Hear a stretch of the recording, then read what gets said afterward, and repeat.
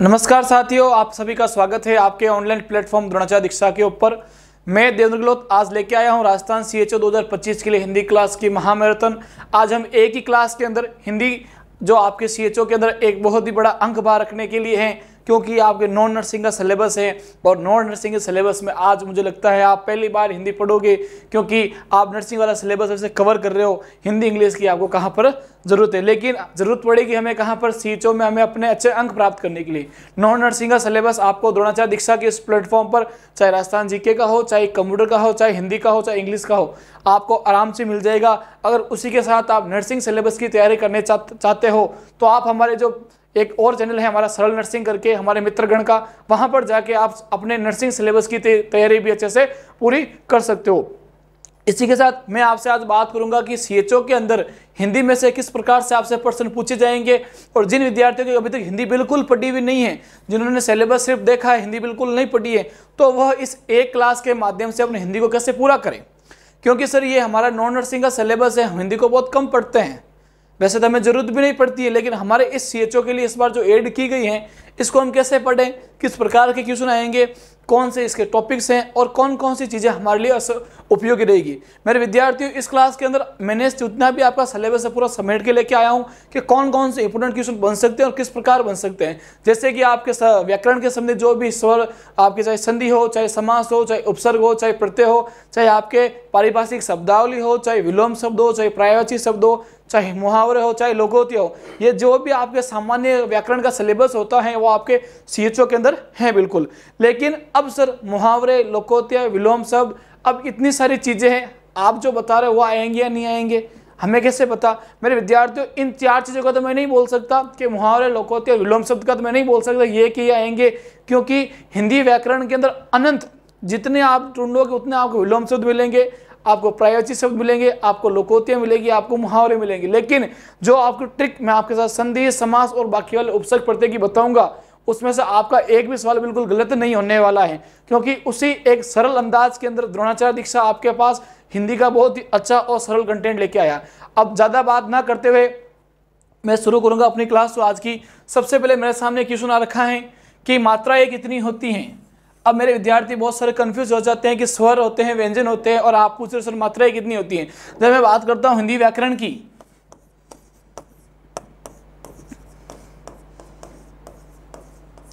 जब मैं हिंदी व्याकरण की बात करता हूं तो इसमें हमने एक तो देखे हैं सर स्वर क्या दिखे हैं, और एक देखे हमने व्यंजन। क्या सर हमें पता है कि स्वर तो 11 होते हैं, और यहाँ पर पूछा हुआ है मात्राएं कितनी होती हैं। क्या पूछा हुआ मेरे मित्रों, क्या मात्राएं कितनी होती हैं। तो उसके लिए आप एक बार ध्यान दे सकते हो इधर, क्या मात्राएं कितनी होती हैं। सबसे पहले देखो स्वर, देखो आप एक बार क्या देखोगे मेरे मित्रों, स्वर देखो, जैसे कि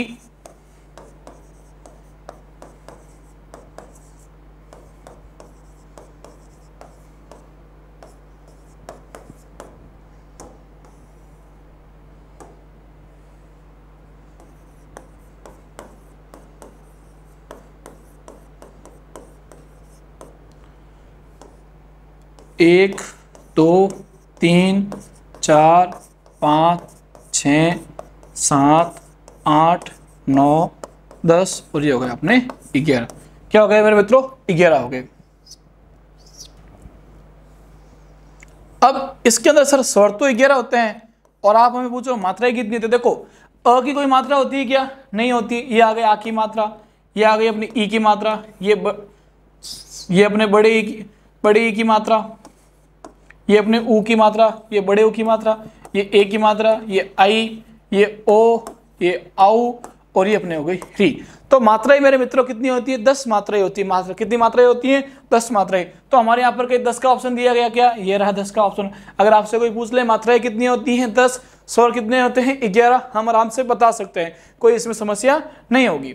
उसके बाद में सेकंड नंबर क्वेश्चन है, हिंदी की लिपि कौन सी है। क्या क्वेश्चन पूछा गया मेरे मित्रों, हिंदी की लिपि कौन सी है। अब जो आप हिंदी विषय पढ़ रहे हो, हिंदी ग्रामर पढ़ रहे हो, उसकी लिपि कौन सी है। देखो हिंदी की लिपि वैसे देवनागरी है, फिर ये देखो अंग्रेजी की लिपि अगर आपसे पूछ लें तो वो होगी मेरे मित्रों रोमन होगी। क्या होगी, रोमन। अगर आपसे कोई पूछे अंग्रेजी की लिपि कौन सी है, वो रोमन। और गुरुमुखी किसकी लिपि है? गुरुमुखी लिपि है मेरे मित्रों पंजाबी की। किसकी है? पंजाबी की। पंजाबी जो भाषा है उसकी लिपि कौन सी है? गुरुमुखी लिपि। और जो आपके उर्दू भाषा है उसकी लिपि कौन सी है मेरे मित्रों? फारसी लिपि है। कौन सी है? फारसी।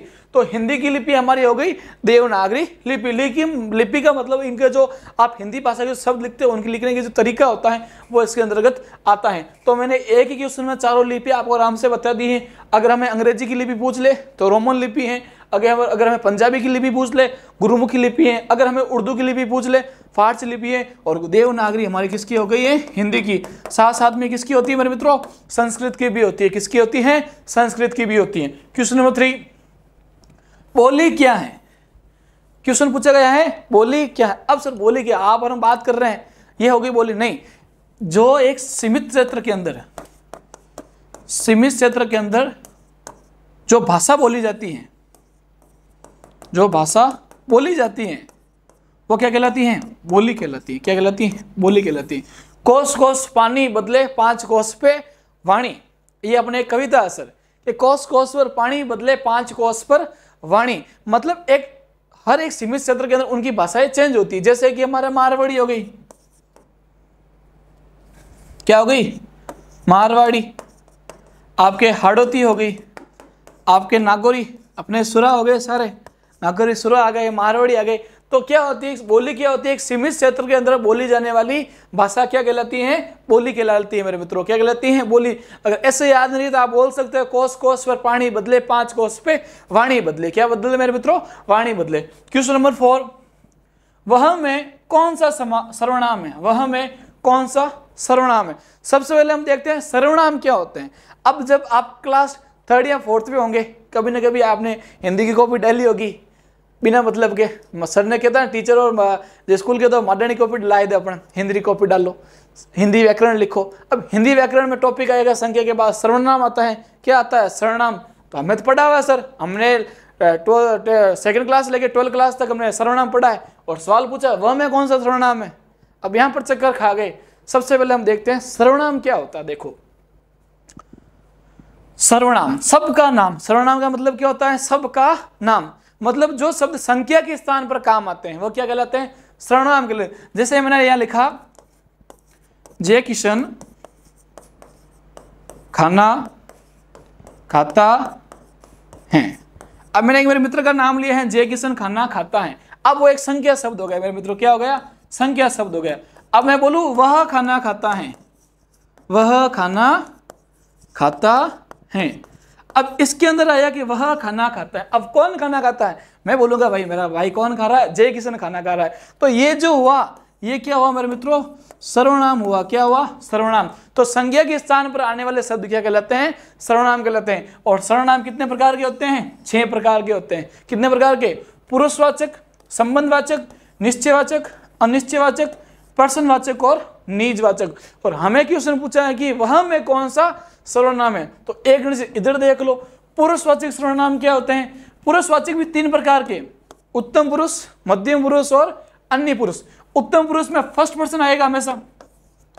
क्या आएगा? फर्स्ट पर्सन आएगा। और मध्यम पुरुष में सेकंड पर्सन और अन्य पुरुष में थर्ड पर्सन। जैसे मैं पढ़ाता हूं, मैं पढ़ाता हूं, तुम पढ़ते हो, फर्स्ट पर्सन, तुम पढ़ते हो, वह पढ़ता है। और हमें क्वेश्चन क्या पूछा है कि वह में सर्वनाम कौन सा है? वह में अन्य पुरुषवाचक सर्वनाम है। और अन्य पुरुषवाचक नहीं दिया हो, सिर्फ पुरुषवाचक दिया हो तो कौन सा सर्वनाम होगा मेरे मित्रों? पुरुषवाचक सर्वनाम होगा। और यह रहा हमारा क्वेश्चन कि वह में कौन सा सर्वनाम है। अब देखो यहाँ पर पुरुषवाचक भी दिया हुआ है और अन्य पुरुषवाचक भी दिया हुआ है। तो सबसे सटीक आंसर कौन सा होगा? अन्य पुरुषवाचक सर्वनाम। स्पेसिफिक दिया हुआ है कि एक तो पुरुषवाचक दिया हुआ होता तो हम सिर्फ पुरुषवाचक करते, अन्य पुरुष नहीं दिया होता था। अब यहाँ पर दिया हुआ है सर पुरुषवाचक सर्वनाम, अन्य पुरुषवाचक सर्वनाम। ये हमने पूरा कर लिया। इसके अलावा अगर आपको पुरुषवाचक से कुछ भी पूछ ले, जहां पर भी मैं हाँ और हम सब दिखाई दे तो उत्तम पुरुष, तुम सब और आप सब दिखे तो मध्यम पुरुष, अन्य पुरुष में वह वह सब। देखो शॉर्ट ट्रिक है, फर्स्ट पर्सन मेरे रिलेटेड जो होगा उत्तम पुरुष में, सेकंड पर्सन जो आपके रिलेटेड होगा, और जिसकी हम थर्ड पर्सन की बात करेंगे वो होगा हमारे अन्य पुरुष में। उसके बाद में बाकी वाले सर्वनाम जैसे कि निश्चयवाचक सर्वनाम, यह किताब मेरी है, ये निश्चित क्या कर लिया मैंने कि ये किताब है जो किसकी है, ये किताब सिर्फ मेरी है, वो होगा निश्चयवाचक में। जिस चीज में कोई फिक्स चीज होगी निश्चय होगा, क्या होगा, निश्चय होगा। फिर अनिश्चयवाचक में पानी में कुछ गिरा हुआ है। अब क्या गिरा हुआ ना आपको पता ना मेरे को पता, सिर्फ हम बात कर रहे हैं पानी में कुछ गिरा हुआ है। अनिश्चयवाचक सर्वनाम के अंदर ये सारी चीजें आ जाएगी। फिर संबंधवाचक में जिसकी लाठी उसकी भैंस, जिसकी लाठी उसकी भैंस, मतलब इसकी लाठी और भैंस में क्या बता रहा है, संबंध बता रहा है, नहीं जिसकी और उसकी में संबंध बता रहा है। क्या बता रहा है, जिसकी और उसकी में संबंध बता रहा है, जिसकी लाठी उसकी भैंस। प्रश्नवाचक सर्वनाम में दरवाजे पे कौन है, अब सर दरवाजा तो बंद किया हुआ है, दरवाजे पे कौन है, तो प्रश्नवाचक सर्वनाम में पीछे क्या आएगा मेरे मित्रों, क्वेश्चन मार्क हमारे आराम से आ जाएगा, कोई टेंशन नहीं।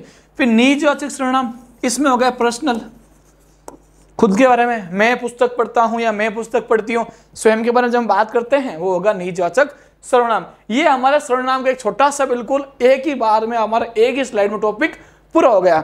मतलब अगर सर्वनाम से हमें कहीं से भी क्वेश्चन पूछ लें तो हम इन 2 स्लाइड के माध्यम से पूरा सर्वनाम आराम से कर सकते हैं। अब हमें वापस सर्वनाम पढ़ने की बिल्कुल जरूरत नहीं, बिल्कुल 2 स्लाइड देखो पुरुषवाचक सर्वनाम पूरे हो गए, ज्यादा पढ़ने की जरूरत है नहीं।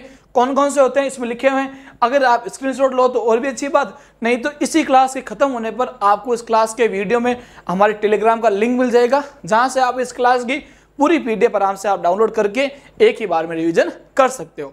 आगे हम देखते हैं क्वेश्चन। आगे क्वेश्चन दिया गया है, पुलिस के आते ही चोर भाग गए में कौन सी क्रिया है। अब पुलिस के आते ही चोर भागे, अब तो जाहिर है साहब, चोरी कर रहे हो, पुलिस आएगी तो भागेंगे, चोरी कर रहे हो, एक चीज पुलिस आ रही है और भाग रहे हो, देखो एक हैं आ रहे हैं और एक साहब जा रहे हैं, एक तो आ रहे हैं और एक जा रहे हैं। अब क्रिया क्या होती है, किसी कार्य का करना या होना पाया जाता है उसे क्रिया कहते हैं। अब इसमें तो 2 कार्य हो रहे भी है और करना भी पाया जा रहा है, क्या हो रहा है, आ रहे भी हैं और साहब जा रहे भी हैं, तो कार्य कितने हैं इसके अंदर, 2, तो मतलब कर्म कितने भी होंगे, 2, तो कौन से हो गया, द्विकर्मक क्रिया हो गई मित्रों, कौन सी होगी, द्विकर्मक क्रिया। बिल्कुल आसान भाई साहब, 2 कर्म आ गए ना, पुलिस के आते ही चोर भाग गए, जहां पर भी आपको 2 कर्म मिले वो हो गई क्रिया, द्विकर्मक क्रिया। मैं पढ़ता हूं, अब एक कर्म है मैं पढ़ता हूं। अगर इसके अंदर जो संयुक्त क्रिया होती है, वर्तमान कालिक क्रिया होती है, भूतकालिक क्रिया होती है, ये जो सारी चीजें हमारे काल के अनुसार है। मैं पढ़ता हूं वर्तमान कालिक क्रिया के अंदर भी आ सकता है। तुम कल जयपुर जाओगे क्या, अब इसमें जाओगे, अब वो भी अपने हो गई भविष्यकालिक क्रिया। तो एक क्रिया के अलग अलग प्रकार होते हैं, लेकिन हमें क्वेश्चन पूछा है कि पुलिस के आते ही चोर भाग गए में कौन सी क्रिया है। सर इसके अंदर 2 कर्म हो रहे हैं तो होगा द्विकर्मक क्रिया होगा। क्वेश्चन नंबर 6, उपकार में कौन सा उपसर्ग है, उपकार में कौन सा उपसर्ग, देखो नाम ही पता चल रहा, उपकार, उप प्लस कार, ये हो गया अपना उपसर्ग। अब उपसर्ग क्या होते हैं, जो पहले आते हैं, क्या आते हैं पहले, और प्रत्यय क्या होते हैं, बाद में आते हैं, क्या करते हैं, बाद में आते हैं। अब कैसे, देखो आगे वाले क्वेश्चन, अनुशासन में उपसर्ग है, अनुशासन, अनुशासन। अब इसमें कौन सा है, अनु उपसर्ग कहां पर है, अनु, ये रहा अनु, ये अपना आंसर सीधा सा सरल सा सॉल्व हो गया। फिर उपसर्ग के दे लिए आप एक आराम से देख सकते हो कि दुष्कर्म में कौन सा उपसर्ग है, दुष्कर्म में कौन सा उपसर्ग, देखो दुष्कर्म, क्या वह दुष्कर्म करता है, क्या करता है, दुष्कर्म करता है, तो यहां पर कहा दुष्, ये रहा दुष्, ये अपना आंसर सीधा सा हो गया। अब मैं मित्रों आपको बताता हूं उपसर्ग को आपको कैसे पढ़ना। देखो ये जो उपसर्ग है very very very very very important उपसर्ग है। अगर उपसर्ग में से सवाल आएगा तो यही से आएगा, बाकी कई जगह से नहीं आएगा। देखो अपने सीएचओ के अंदर 45 की मार्किंग है हिंदी और इंग्लिश की, 45 का मतलब 15 नंबर होंगे, 15 क्वेश्चन होंगे, क्या होंगे 15 क्वेश्चन। तो हम 7-7 क्वेश्चन भी बांट ले दोनों हिंदी इंग्लिश के, और अगर उपसर्ग में से क्वेश्चन आएगा तो कहां से आएगा, यहां से आएगा मेरे मित्रों। अब देखो इसके अंदर जो भी इंपॉर्टेंट उपसर्ग हैं उनके जो अर्थ हैं, मीनिंग्स हो गए, उनके उदाहरण और उनका उपयोग, जहां पर उनका मैंने वाक्य में उपयोग किया है, तो वहां से आप इनको आराम से देख सकते हो। और बहुत ही इंपॉर्टेंट उपसर्ग है, आप आराम से इनका स्क्रीनशॉट लेके एक बार ही में रिवीजन कर सकते हो। और ये वही उपसर्ग है जो आपके अधीनस्थ बोर्ड, चाहे आरपीसी चाहे आरएमएसएस भी जो बार बार पूछ रही है एग्जाम के अंदर, वो उपसर्ग सारे इसके अंदर एक एक छठे उपसर्ग, मतलब जो जो इंपॉर्टेंट है ना वो उपसर्ग सारे इसके अंदर आ चुके हैं। तो आप आराम से इनका वाक्य के साथ उपयोग और इनका अर्थ भी आराम से देख सकते हो। मतलब हमें महाराणे में कहते हैं ना, माता पड़ी करना जरूरत ही नहीं, ऐसा बिल्कुल आसानी से सरल तरीके से आपको सारे उपसर्ग मिल जाएंगे और बहुत ही इंपॉर्टेंट है, आप आराम से इनको पढ़ सकते हो। उसके बाद आगे वाला क्वेश्चन देखते हैं। मित्रता में कौन सा प्रत्यय है? मैंने अभी बताया जो प्रत्यय होता है वो जुड़ता है पीछे। कहां जुड़ता है मेरे मित्रों? पीछे जुड़ता है। मित्रता, मित्र प्लस ता, मित्र प्लस ता। अब ता कहां पे? यह रहा ता, मित्रता। तो प्रत्यय कौन सा हो गया मेरे मित्रों? ता प्रत्यय हो गया। मित्रों और ये मित्रता, ये हो गया हमारा ता प्रत्यय।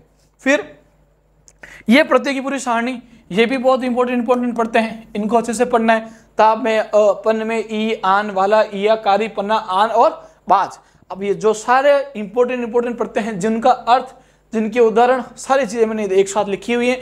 आप इनको अच्छे से एक बार रीड कर सकते हो और स्क्रीनशॉट लो तो अच्छी बात, वरना बार बार कह ही रहा हूं कि आपको ये सारी चीजें द्रोणाचार्य दीक्षा की ऑफिशियल टेलीग्राम चैनल में आपको सारी चीजें आराम से मिल जाएगी। तो हमें आराम से पढ़ना है साथ में मेरे साथ।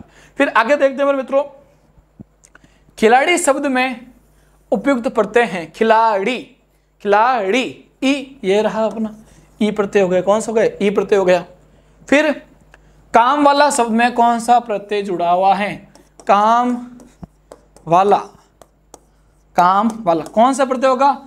ये हो गया अपना वाला प्रत्यय हो गया। क्या जैसे कि सर ललित बड़ा काम वाला है, ललित बड़ा काम वाला है, वैसा काम वाला है। तो अगर पूछे काम वाला, इसमें प्रत्यय कौन सा है? इसमें वाला प्रत्यय मेरे मित्रों। कौन सा है? वाला प्रत्यय। क्वेश्चन नंबर 14, अनुकरण शब्द में कौन सा उपसर्ग है? अनुकरण, अनुकरण, ये प्रत्यय कौन सा हो गया? अनुपसर्ग हो गया मेरे मित्रों। कौन सा उपसर्ग हो गया? अनुपसर्ग हो गया। क्वेश्चन नंबर 15, महादेव शब्द का संधि विच्छेद बताइए। महादेव, महादेव, देखो सुनो, महादेव, महान देव, महादेव कौन? शिव शंकर भोलेनाथ, महा प्लस देव। अब इसके अंदर संधि कौन सी है? इसके अंदर कौन सी संधि है मेरे मित्रों? दीर्घ संधि है। कौन सी संधि है? दीर्घ संधि है। कैसे है? अभी चलिए बताते हैं कैसे है दीर्घ संधि। फिर देव प्लस इंद्र, मेरे नाम में कौन सी संधि है? देव प्लस इंद्र। क्या सर देवेंद्र में कौन सी संधि? देखो देव प्लस इंद्र, इसके अंदर हो गई गुण संधि। कौन सी संधि होगी मेरे मित्रों? गुण संधि होगी। अब देखो संधि क्या होती है उसके लिए अब एक बार आराम से इसको देखो। संधि, सबसे पहले संधि होती क्या है? दो शब्दों, दो या दो से अधिक वर्ण जब मिलते हैं, जब वो इनका मिलन होता है, जो एक नया सार्थक शब्द बनता है, उससे कहते हैं संधि कहते हैं मेरे मित्रों। क्या होता है? संधि। और संधि का मीन्स ये होता है जोड़ना। क्या होता है? जोड़ना। जैसे कि भारत पाकिस्तान के युद्ध का सलवाटा होकर भारत पाकिस्तान ने क्या की? संधि की मेरे मित्रों। क्या की? संधि। मतलब उनका क्या हुआ? मिलन हुआ। अब अगर आपको संधि का विलोम पूछ ले कि संधि का विलोम क्या होता है? संधि का विलोम होता है मेरे मित्रों विच्छेद होता है। क्या होता है? विच्छेद। संधि का विलोम क्या होता है? विच्छेद होता है। अब संधि कितने प्रकार की होती है? 3। एक होती है स्वर संधि। स्वर संधि के भी 5 प्रकार है। दीर्घ संधि, गुण संधि, वृद्धि संधि, यण संधि और अयादि संधि। फिर व्यंजन संधि और विसर्ग संधि। मैं आपको एक नॉर्मल से ट्रिक बता रहा हूं दीर्घ संधि के लिए, गुण संधि के लिए और वृद्धि संधि के लिए। तीनों संधि आपका भी क्लियर हो जाएगी। देखो बार बार पढ़ने की बिल्कुल जरूरत नहीं पड़ेगी। देखो दीर्घ संधि के अंदर क्या होता है? अ या आ के बाद वापस अ या आ आता है तो आ हो जाता है। ई या ई के बाद वापस ई या ई आता है तो भी ई हो जाता है। उ या उ के बाद उ या उ आता है तो वापस क्या हो जाता है? उ हो जाता है। मतलब मात्राओं की क्या होगी? वृद्धि, सॉरी मात्रा क्या होगी? दीर्घ हो जाएगी। क्या हो जाएगी मेरे मित्रों? दीर्घ हो जाएगी। जैसे कि पुस्तक प्लस आले, पुस्तक प्लस आले क्या बना? पुस्तकालय। क्या बन गया? पुस्तक प्लस आले। रवि प्लस इंद्र, रविंद्र। और लघु प्लस उर्मी, लघु उर्मी। ये इसके आपके दीर्घ संधि के पुराने उदाहरण है। गुण संधि जहां पर भी आपको एक मात्रा दिखे, देवेंद्र, गजेंद्र, ये जहां पर भी आपको एक मात्रा दिखे वो कौन सी होगी? गुण संधि होगी मेरे मित्रों। क्या होगी? गुण संधि। फिर वृद्धि संधि जहां पर भी आपको 2 मात्राएं दिखे, क्या दिखे? 2 मात्राएं, वहां आंख बंद करके आपको लिखनी कौन सी है? वृद्धि संधि। आंख बंद नहीं करनी है, आराम से उसको गोला बनना है। जहां पर भी क्या दिखे देते? 2 मात्राएं दिखे देते, वहां पर आपको लिखनी है वृद्धि संधि लिखनी है। उसके बाद में क्वेश्चन आगे देखते हैं, राजमहल में कौन सा समास है? अब यहां पर आगे है समास के क्वेश्चन। राजमहल, मैंने कहा राजा का महल, राजा का महल। अब महल किसका है? राजा का। अब इसमें जो का शब्द आया है वो जो होगा वो किसका होगा? तत्पुरुष समास का होगा मेरे मित्रों। क्या होगा? तत्पुरुष समास का। अब ये समास को भी हम आराम से देख लेंगे। मतलब एक ही क्लास में हिंदी व्याकरण पूरी, चाहे सर्वनाम हो, चाहे संधि हो, चाहे आपके ये समास हो गया, चाहे उपसर्ग हो गया, चाहे प्रत्यय हो गया, जिनके नहीं पढ़ा हुआ है एक ही क्लास में काम पूरा हो जाएगा। क्या हो जाएगा? काम पूरा हो जाएगा। किसका हो जाएगा? CHO 2025 के अंदर जो आने वाली आपकी हिंदी की जो क्लास है उसके लिए सफिशिएंट। जो भी आपके 7 से 8 क्वेश्चन आएंगे इसी एक ही क्लास में आप वो क्वेश्चन पूरे कर लोगे। टेंशन लेने की बिल्कुल जरूरत नहीं है, घबराना नहीं है, हम आपके साथ हैं, क्योंकि अभी एग्जाम का टाइम हमारे पास बहुत ही नजदीक आ चुका है। आज शायद एडमिट कार्ड आ गए हैं, मैंने देखा था, मेरे मित्रगण ने बताया था कि आज हमारे एडमिट कार्ड आ गए हैं। तो कोई नहीं, हम एक दिन पहले ही अगली क्लास दे के जाएंगे, कल एग्जाम और आज क्लास के दे के जाएंगे, तो हिंदी के 7 से 8 क्वेश्चन आराम से सही करके आएंगे। फिर देखो आगे क्वेश्चन नंबर 17, महात्मा शब्द में कौन सा समास है? महात्मा आपका क्या है? महान है जो आत्मा। अब ऐसा कहते हैं कहीं महात्मा है, कहीं कहते हैं आप क्या बड़े महात्मा हो क्या? आत्माओं में क्या हो? महान हो। अब जहां पर भी विशेषण और क्या दिखाई दे? विशेष्य दिखाई दे। छोटी सी बात करते हैं, विशेषण संज्ञा सर्वनाम की विशेषता बताने वाले शब्द विशेषण कहलाते हैं, और जिसकी विशेषता बताई जाती है उसे कहते हैं विशेष्य। यहाँ पर किसकी विशेषता बता रहे हैं? आत्मा की। आत्मा क्या है? महान है। तो जहां पर विशेषण विशेष्य होगा वहां होगा कर्मधारय समास होगा मेरे मित्रों। कौन सा समास होगा? कर्मधारय समास। महात्मा हो गया, नील कमल हो गया, नीला है जो नीला है, नीला कमल, नील कमल, ये सारी चीजें जो होगी कर्मधारय समास में होगी। किसमें होगी? कर्मधारय समास में होगी। क्वेश्चन नंबर 18 ये आ गया, नील कमल में कौन सा समास है? नीला कमल कौन सा है? कर्मधारय समास। मैंने अभी बताया था जिसकी विशेषता बताई जाएगी, विशेषण और विशेष्य जहां पे होंगे वो होगा हमारा कर्मधारय समास होगा। क्वेश्चन नंबर 19, ये 19 देखो, ये आ गया समास का पूरा एक ही बार में परिचय। मतलब एक बार देख लो काम पूरा, एक बार देख लो काम। देखो सबसे पहले तत्पुरुष समास, रामायण, राम की कथा। अब जहां पर आपको का, की, के साले शब्द दिखे वहां पर आपको कौन सा समास होगा? तत्पुरुष समास होगा। द्विगु समास के अंदर फिक्स संख्या होगी मेरे मित्रों। क्या होगी? पंचवटी, चौराया, त्रिदेव, त्रिगुण, 3 गुना। जहां पर भी आपको संख्या दिखे, क्या दिखे मेरे मित्रों? संख्या दिखे, आपको कौन सा समास करना है? द्विगु समास करना है। क्या करना है? द्विगु समास।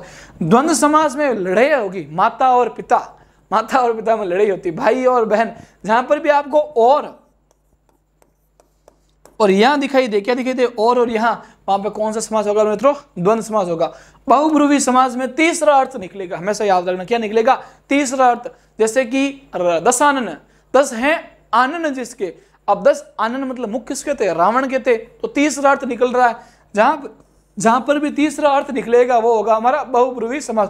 जैसे कि चतुर्भुज, जिसके 4 भुजाएं हो, जिसके क्या हो? 4 भुजाएं, जिसके 4 हाथ हो। फिर अविभाव समास में यथाशक्ति। अब यहां देखो अविभाव समास के अंदर फिक्स है कि जितने भी क्वेश्चन आ रहे हैं बार बार यथा सज्जा, यथा के शुरुआत से आ रहे, यथाशक्ति, यथानुसार, यथा इच्छा। जहां पर भी आपको नॉर्मल में यथा दिखे ना तो आप अविभाव समास कर देना। फिर कर्मधारय में मैंने बताया विशेषण और विशेष्य होगा मेरे मित्रों। क्या होगा? विशेषण और विशेष्य। ये आपके समास का टॉपिक पूरा, एक ही पीडी में समास का टॉपिक पूरा। कोई नियम याद करने की जरूरत नहीं है।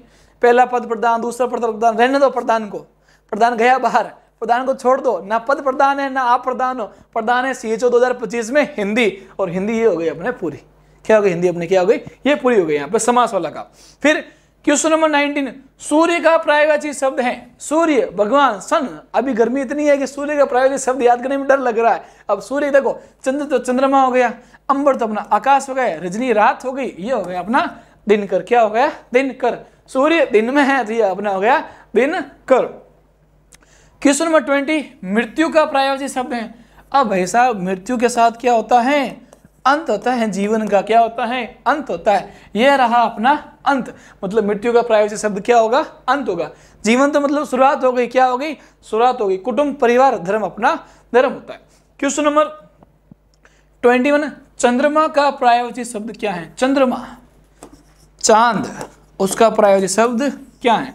नक्षत्र, ग्रह हो गए, अंबर अपना आकाश हो गया, पृथ्वी तो अपनी वसुंधरा हो गई, ये हो गया अपना शशि। क्या हो गया? शशि। क्वेश्चन नंबर 22, कृत्रिम शब्द का विलोम शब्द क्या है? कृत्रिम का विलोम शब्द इंपॉर्टेंट। कृत्रिम स्वाभाविक भी नहीं होता, ना अनौपचारिक, ना मौलिक। हाँ, ये हो गया अपना प्राकृतिक। टेक्नोलॉजी, क्या है? टेक्नोलॉजी, कृत्रिम, बनी गई चीज। अब उसके थ्रू अपने आ गए प्राकृतिक चीजें। क्या आ गई? प्राकृतिक। ये हो गया अपना इसका विलोम शब्द क्या हो गया मेरे मित्रों, प्राकृतिक हो गया। क्वेश्चन नंबर 23, आरंभ का विलोम शब्द क्या है? आरंभ, आरंभ का विलोम शब्द क्या है?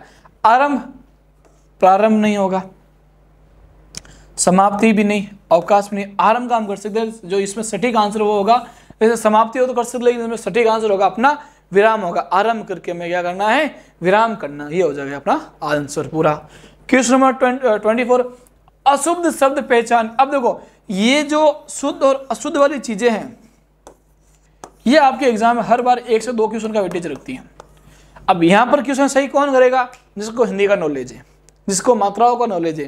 अगर आपसे वापस क्वेश्चन पूछूं कि हिंदी में मात्राएं कितनी होती हैं, आधे बच्चे भूल गए होंगे। भूलना नहीं है, कल एग्जाम है, सोच लो, भूलना बिल्कुल नहीं है। मात्राएं 10 होती हैं।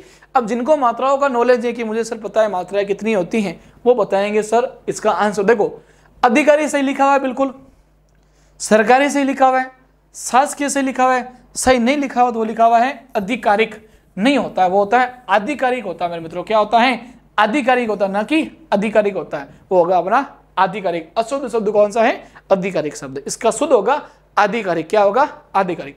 क्वेश्चन नंबर 25, ये अब जो आ गई आपकी पारिभाषिक शब्दावली, क्या आ चुकी है? पारिभाषिक शब्दावली। अब पारिभाषिक शब्दावली क्या होती है? कानूनी शब्द होते हैं हिंदी में। क्या होते हैं? कानूनी शब्द। अब उनका भी आपसे क्वेश्चन पूछते हैं, हिंदी में इंग्लिश बनाएंगे। क्या बनाएंगे? हिंदी में इंग्लिश बनाएंगे। इंग्लिश शब्द दिया गया, इसका हिंदी पढ़ाई क्या? एडमिनिस्टर। एडमिनिस्टर का मतलब क्या होता है? व्यवस्थापक भी नहीं होता है, ना अधिकारी होता है, ना सचिव होता है, वो होता है हमारा प्रशासक होता है मेरे मित्रों। क्या होता है? प्रशासक होता है। क्वेश्चन नंबर 26, फाइल शब्द का समानार्थी क्या है? फाइल शब्द, फाइल का मतलब क्या? समानार्थी क्या? देखो दस्तावेज का मतलब होता है डॉक्यूमेंट। क्या होता है? डॉक्यूमेंट होता है। फोल्डर अलग होता है अपने, और जो पत्रावली होती है वो अपना होता है फाइल होता है। विवरण तो मतलब होती है डिटेल्स। क्या होती है? डिटेल्स। तो फाइल शब्द का समानार्थी क्या होगा? पत्रावली होगा। क्वेश्चन नंबर 27, पॉलिसी का हिंदी रूप क्या होगा? पॉलिसी मीन्स क्या होता है? पॉलिसी का मतलब होता है, देखो नियम का मतलब होता है रूल, प्रक्रिया चीज अलग होती है, निर्देश कमांड हो गए। पॉलिसी हमारी होगी नीति। क्या होगी? नीति। गवर्नमेंट ने आज नई पॉलिसी लॉन्च की, तो गवर्नमेंट की नई नीतियां बनाई गई, तो इसका क्या होगा? नीति होगा मेरे मित्रों। क्या होगा? नीति। मैं बार बार बता रहा हूँ, जो भी अभी मैंने पीछे वाले जो भी उपसर्ग मैंने जो भी पीछे वाले आपको चाहे पर्यायवाची शब्द हो चाहे विलोम शब्द बताए, उनको रटना नहीं है, क्योंकि हिंदी के अंदर व्याकरण के अंदर बहुत सारे विलोम शब्द भी दिए गए हैं, पर्यायवाची भी दिए गए, समानार्थी दिए गए। किसमें से कौन से क्वेश्चन आ सकते हैं कोई पता नहीं, क्योंकि इन 3 टॉपिक में से कहीं से भी क्वेश्चन आ सकता है। कोई भी विलोम शब्द पूछ सकते हैं, कोई भी पर्यायवाची शब्द पूछ सकते हैं, कोई भी समानार्थी पूछ सकते। लेकिन मैं जो इंपॉर्टेंट चीजें वो लेके आया हूँ आपके सामने, और उसी के साथ जो बार बार पारिभाषिक शब्दावली के क्वेश्चन रिपीट हो रहे हैं उनको भी हम अच्छे से देखेंगे। जो पिछले सीईटी जो भी आपके पीछे वाले जो भी एग्जाम होते जिसमें से पारिभाषिक शब्दावली में से क्वेश्चन बने थे, वो मैं क्वेश्चन इसके अंदर लेके आया हूँ। इसमें आगे वाला क्वेश्चन देखते हैं 27 का। डिपार्टमेंट शब्द का हिंदी शब्द क्या होता है? Department. Sir Rajasthan CHO exam हुआ, हमने क्लियर कर लिया, फिर हमें मिलेगी ज्वाइनिंग मिलेगी। क्या मिलेगी? ज्वाइनिंग। हम बनेंगे डिपार्टमेंट के आदमी। क्या बनेंगे? डिपार्टमेंट का। डिपार्टमेंट का मतलब होता है विभाग होता है मेरे मित्रों। क्या होता है? विभाग होता है। फिर क्वेश्चन नंबर 28, मीटिंग का शब्द, मीटिंग का सही हिंदी रूप क्या होगा? मीटिंग क्या होती है? आज द्रोणाचार्य दीक्षा की टीम ने मीटिंग की आने वाले CHO एग्जाम के लिए, विद्यार्थियों के लिए A1 कंटेंट बनाने के लिए। मैंने क्या कहा? आज द्रोणाचार्य दीक्षा की टीम ने मीटिंग की CHO के लिए अच्छा कंटेंट बनाने के लिए। अब मीटिंग क्या होती है? हमने बुलाई एक सभा बुलाई मेरे मित्रों। क्या बुलाई? सभा बुलाई। हम सभी स्टाफ दोनों ने सभा मिलाई और कहा कि CHO का जो भी एग्जाम चल रहा है उसके अंदर हमारी टीम एकदम दम खम के साथ बच्चों को अच्छा से अच्छा कंटेंट प्रोवाइड करेगी। सर बार बार अपना प्रमोशन मत करो, हमने आपको चैनल के वैसे सब्सक्राइब कर लिया है और कमेंट भी करेंगे और शेयर भी करेंगे। आपको कहने की जरूरत नहीं है। ऐसे ही सोच रहे हो, सही सोच रहे हो, उसी चीज सोचने की आपको जरूरत नहीं है। मीटिंग का क्या हो गया? सभा हो गया। Question number 29, confidential. क्या है? कॉन्फिडेंशियल। द्रोणाचार्य दीक्षा के जो चैनल के जो भी स्टाफ है वो बड़े ही कॉन्फिडेंशियल है। कैसे हैं? कॉन्फिडेंशियल है। अब एक तो कैमरे के सामने काम करे और एक कैमरे के पीछे काम करे, वो बड़े क्या है? कॉन्फिडेंशियल है। मतलब क्या होता है? गोपनीय है। क्या है? गोपनीय, छुपाए हुए हैं। क्या है? छुपाए हुए वो हीरे हैं हमारे। क्या हीरे? उनको हर किसी के सामने लेके नहीं आएंगे। ये क्या हो गया? अपना गोपनीय हो गया। क्वेश्चन नंबर 30, कमेटी का मतलब क्या होता है? कमेटी देखो ना कार्य ना परिषद ना संघ, कमेटी होती है अपनी समिति होती है मेरे मित्रों। क्या होती है? समिति। क्वेश्चन नंबर 31, ट्रांसफर का उपयुक्त हिंदी क्या है? अब सर CHO में ज्वाइनिंग मिली जयपुर, मैं हूँ जोधपुर का, क्या कराना है मुझे? ट्रांसफर कराना है, तो मैं क्या कराऊंगा? स्थानांतरण कराऊंगा। सर अभी एग्जाम भी नहीं हुए, ज्वाइनिंग का हुई और आप ट्रांसफर करा रहे हो, सही करवा रहे हैं ना, घर के पास जाओगे, क्या होगा? आपका स्थानांतरण होगा मेरे मित्रों। क्वेश्चन नंबर 32, आसमान के तारे तोड़ना। मैं तेरे लिए आसमान से तारे तोड़ के लेके आऊंगा। क्या लेके आऊंगा? मैं तेरे लिए आसमान से तारे तोड़ के लेके आऊंगी। सही बात है या गलत बात है? बिल्कुल ही गलत बात है। आसमान से तारे ना आज टूटे हैं ना कल टूटे, तो जो भी आपको बोले ना कि मैं तेरे लिए आसमान से तारे तोड़ के लेके आऊंगा, झूठ बोल रहा है, विश्वास मत करना कि आसमान से तारे तोड़ के लेके आएगा। मेरे लिए कोई तारे तोड़ के नहीं लेके आएगा, हमें खुद को तारा तोड़ना पड़ेगा, तारा बनना पड़ेगा, जलना पड़ेगा अपने किसके लिए? अपने उस CHO की सीट के लिए। तो तारे तोड़ने पर विश्वास मत रखो, इधर विश्वास रखो कि आसमान से तारे तोड़ने का मतलब क्या होता है। सर आसमान से तारे तोड़ना बहुत ही असंभव कार्य है, तो ये क्या हो गया? अपना एक असंभव कार्य हो गया, कभी भी पूरा संभव नहीं हो सकता है। क्वेश्चन नंबर 33, दूध का दूध और पानी का पानी। घर से जा रहा हूँ लाइब्रेरी पढ़ने के लिए, कहाँ जा रहा हूँ? लाइब्रेरी। अब मेरे मतलब आप विद्यार्थी बुरो मंद को, बहुत सारे विद्यार्थी होते हैं घर से निकलते हैं पढ़ने के लिए, लाइब्रेरी के अंदर जाते हैं, और आजकल लाइब्रेरी का माहौल आप सभी जानते हो, 90 से मतलब 90 के 70% विद्यार्थी तो बस ऐसे की हवा खाने के लिए जाते हैं, बिल्कुल पढ़ते नहीं है। तो जैसे ही रिजल्ट आता है, दूध का दूध और पानी का पानी हो जाता है। जो मेरे विद्यार्थी सोचते हैं कि कंपटीशन बहुत ज़्यादा है, कोई ज़्यादा कंपटीशन नहीं है। जैसे ही जब रिजल्ट आएगा वहाँ पर दूध का दूध और पानी का पानी हो जाएगा। तो आप अपनी तैयारी को बेहतर बनाएं और बिना टेंशन के, बिना कोई हिचकिचाहट के और A1 तरीके से अच्छे से तैयारी करें, क्योंकि रिजल्ट आने के बाद जिसने तैयारी की है उसका दूध का दूध और पानी का पानी हो जाता है। मतलब क्या होगा? सब कुछ साफ हो जाता है। क्या हो जाता है? सब कुछ साफ हो जाता है। क्वेश्चन नंबर 34, नाक कटाना। क्या कटाना? नाक कटाना। मेरे दोस्त ने नाक कटा दी मेरी। क्या कटा दी? नाक कटा दी। कि हमारे बारे में ऐसी बातें की कि मेरे दोस्त ने क्या कटा दी? मेरी नाक कटा दी। अब नाक कटा दी मतलब शर्मिंदा होना मेरे मित्रों, क्या होना? शर्मिंदा होना। क्वेश्चन नंबर 35, खून पसीना एक करना। सही बात है विद्यार्थी, जो परिश्रमी विद्यार्थी होंगे वो खून पसीना एक करके पढ़ेंगे। क्या करेंगे? खून पसीना एक करके पढ़ेंगे, और जो खून पसीना एक करेगा वही सफल होगा। जो अपने इसी जीवन के अंदर खून पसीना लगाकर मेहनत करेगा, दिन रात मेहनत करेगा, वही व्यक्ति सफल होगा। अब खून पसीना एक करने का मतलब हो गया अपने कड़ी मेहनत करना। हमें क्या करनी पड़ेगी? कड़ी मेहनत करनी पड़ेगी। क्वेश्चन नंबर 36, गले पड़ना। वो मेरे ना मतलब के गले पड़ रहा है। क्या पड़ रहा है? गले पड़ रहा है। मुझे मतलब क्या कर रहा है? परेशान करना है। क्या कर रहा है? परेशान कर रहा है। फिर ये हो गया वापस गले पड़ने का, ये हो गया अपना परेशान करना। तो अभी इसी के साथ आपकी हिंदी की जो भी क्लास है वो पूरी हो चुकी है। अब जो मेरे विद्यार्थी मेरे साथ जुड़े हुए थे उन्होंने अच्छे से इस कंटेंट को देखा है, वो आपके लिए बहुत ही सफिशिएंट और सरल सा और सीधा सा कंटेंट है। आपको आराम से इसको पढ़ना है, और जो जो चीज़ें मैंने बताई हैं, चाहे आप एक बार इसको वापस देख सकते हो। जो चीज़ें मैंने आपको हिंदी के अंदर बताई हैं, मात्राओं में से जो सवाल पूछे जाते हैं मैंने आपको जो बताए हैं वो आप आराम से कर सकते हो। चाहे आप इन चीज़ों में से, चाहे आपकी लिपि में से सवाल है, मैंने आपको बता दी। अगर आपसे पूछ ले भाषा क्या होती है, एक चीज़ एक बार डिस्कस कर लो आप, भाषा क्या होती है मेरे मित्रों। देखो भाषा क्या होती है? अपने विचारों का क्या करना? आदान प्रदान करना। क्या करना? आदान प्रदान करना। अपने विचारों का आदान प्रदान करना ही क्या कहलाती है? भाषा कहलाती है। और ये 3 प्रकार की होती है। कितने प्रकार की होती है? 3 प्रकार की। एक होती है लिखित, एक होती है मौखिक, और एक होती है आपके सांकेतिक। क्या होती है? सांकेतिक। तो अगर आपसे पूछ ले भाषाएं कितने प्रकार की होती है, भाषाएं 3 प्रकार की होती हैं, लिखित भाषा, मौखिक भाषा और सांकेतिक। लिखित भाषा का मतलब लिखकर कोई चीज बताना। क्या करना? लिखकर कोई भी चीज बताना। मौखिक भाषा मतलब बोलकर कोई भी चीज बताना, वो क्या होती है? मौखिक भाषा।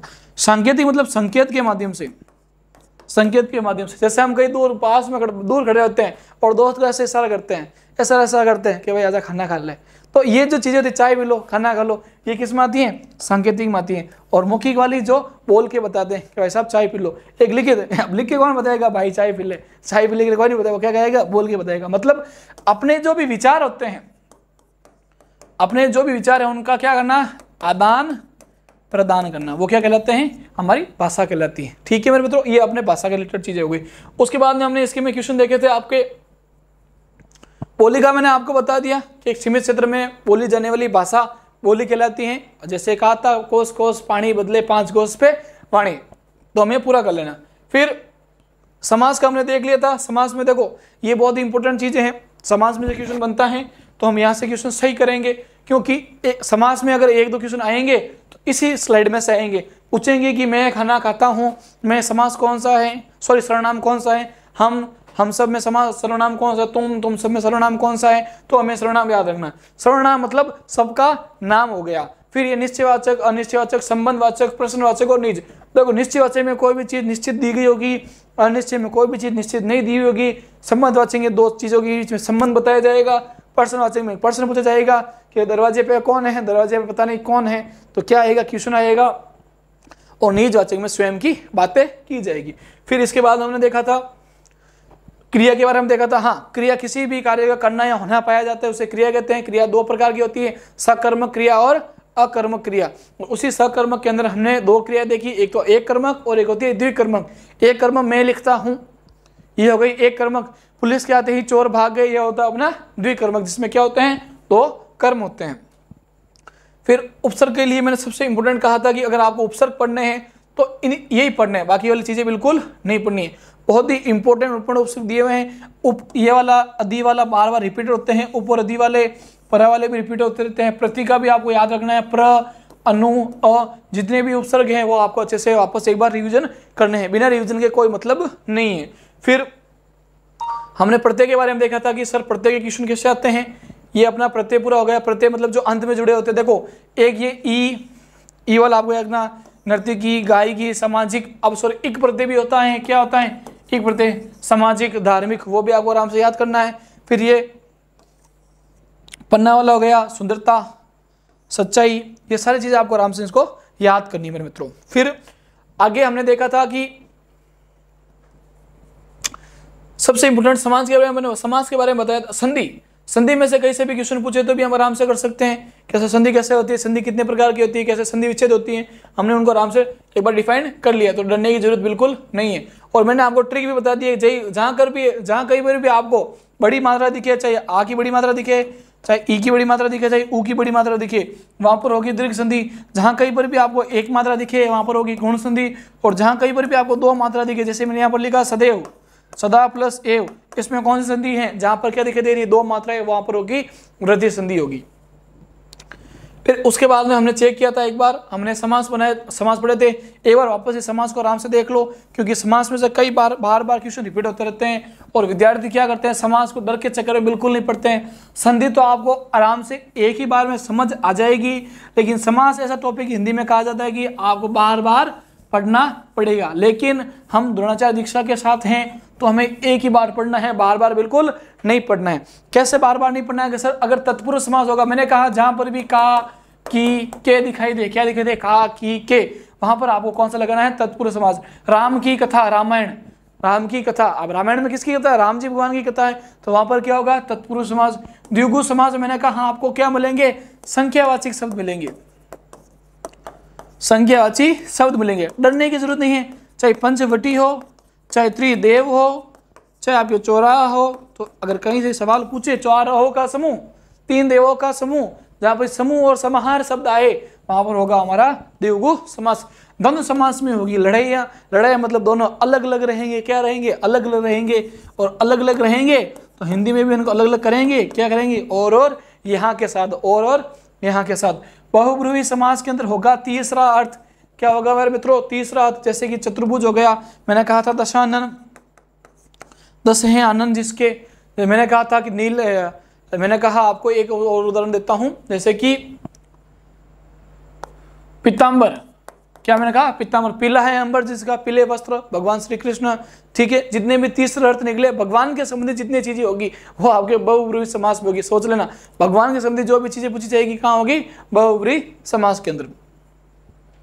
नीलकंठ आ जाए, नीला है कंठ जिसका, नीला कंठ किसका है, महादेव का, आराम से आप सही कर सकते हो। अविवाह समास के मैंने कहा था कि आपको यथा वाले शब्द याद रखने, बार बार रिपीट होते हैं यथा वाले, तो जहां पर भी आपको शुरुआत में यथा दिखे और जहां पर आपको अनुसार दिखे, पीछे अगर समास विग्रह क्या हो मिले, अनुसार दिखे, तो भी कौन सा होगा, अपना अविभाव समास होगा। फिर क्रमधारी मैंने आपको कहा था विशेषण और विशेष याद रखना है, क्या करना है, विशेषण और विशेष ही याद रखना है, जिसके माध्यम से कर्मधारय समास पूरा हो जाएगा। जैसे नीलकमल, नीला कमल, ये जो सारी चीजें होगी इसमें होगी आपके कर्मधारय समास में होगी। फिर पर्यायवाची शब्द वगैरह मैंने आपको आराम से बता दी। जो अपने ये अपनी परिभाषिक शब्दावली है, ये भी इंपॉर्टेंट है, इनको भी अच्छे से एक बार पढ़ना हमें पड़ेगा।